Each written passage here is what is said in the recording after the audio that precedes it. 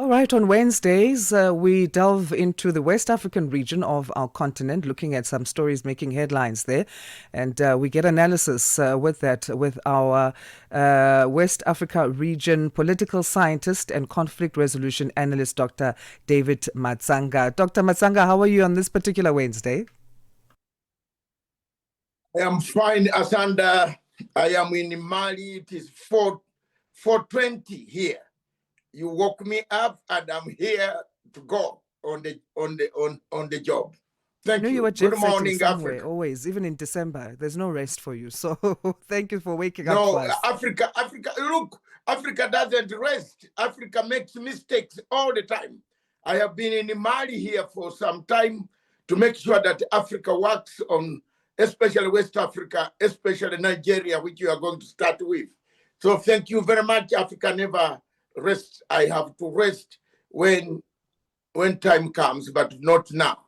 Right, and let's start with Nigeria. I know it's a bit of a sour point for you, but we have to start there. The country's defense minister has resigned. We know that there have been security concerns in the country with an upsurge of kidnappings, especially of school children. However, the defense minister is saying his reason for stepping down is health related.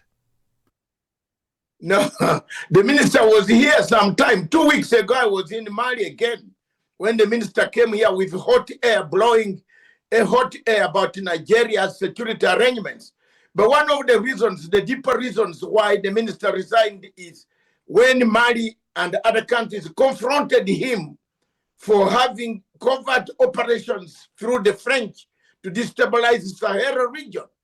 You know, Mali has actually suffered two coups, several coups, actually not too many, counter coups, and the people coming to overthrow the government of this country. So the minister came here, but he was told the truth. Why Nigeria is giving France access so that covert operations go ahead against Sahara region. But when the minister came back to brief the president, he was told it is not proper. The minister even suggested that it is better to negotiate with the people of Southeast and other places instead of having to use force. So the resignation was not healthy conditions. Does he look unhealthy himself? No. This is a man who was even busting his chest in the hotel when I looked at him. So he wasn't unhealthy at all. So resignation of such health conditions. Nigeria is a mess, total mess, my sister. And last week, President of Nigeria, Tinubu, had declared that Nigeria is now on a national security emergency. Do you suspect that we might be getting more clarity in terms of the scope of this emergency that's been declared? It is too late for him to even come. He was sleeping when Matsanga was warning him, when Matsanga was telling him that the country has been engulfed by terrorists. When terrorists came and joined the government, his vice president is even more of a terrorist than a sympathizer, than a man guiding the country. So Tinubu went to sleep. His commander of the army went to sleep. They all benefited. They made money out of the suffering of the people of Nigeria. Terrorists came to pick our girls. I am telling you, Asanda, you ladies must cry for these younger daughters who went to school but never came back. Thousands and thousands of them, thousands and thousands of Christians have been murdered. The Americans are giving us hot air, blow hot air, and go back because they are making deals. You know, America makes deals. So I don't know what deal they want to make. But come and help these people now. Come and help these people now. Come and help Nigeria. It is broken down. Everything is gone. Everything is gone. European Union. I see some diplomats in European Union working with suits around Abuja in good air-conditioned houses. This country is collapsed. Is a pariah state, breeding terrorists in the entire region of West Africa. On the other hand, staying with Nigeria, the country has given asylum to Guinea-Bissau's presidential candidate Fernando Diaz da Costa. And this comes just days after a coup disrupted the announcement of election results in that country of Guinea-Bissau. How dire or serious are these security threats that Fernando Diaz da Costa is said to be facing? Very serious. But you know the links between the president of Nigeria, who had also a Nigeria a Guinea passport. You know his background very well. He was a drug courier. So I don't know whether he's linked, but it is good that he has given this asylum to this gentleman who has come back to seek asylum. Asylum can be got anywhere if your life is in danger. Most of us had those 40 years ago when our lives were in danger. Today we are still here. But let me be very honest. The situation in that region is bad. And almost every opposition member, leader will be fleeing because the Western Hemisphere have not seen Matsanga's logic. I've told these people, Nigeria needs to be dismembered. The entire region depends on Nigeria. If Nigeria is sick, the region is sick. Therefore, look at that. And you people are still here saying you give asylum. How many people are we going to give asylum? Look at the Cameroon man, is in asylum. Another one is in asylum. The president himself of Embalo is in asylum. So how many people are you going to give? Wrap out to Nigeria and the place will stabilize and the people will find their way. Nigeria is long overdue. It must be rearranged.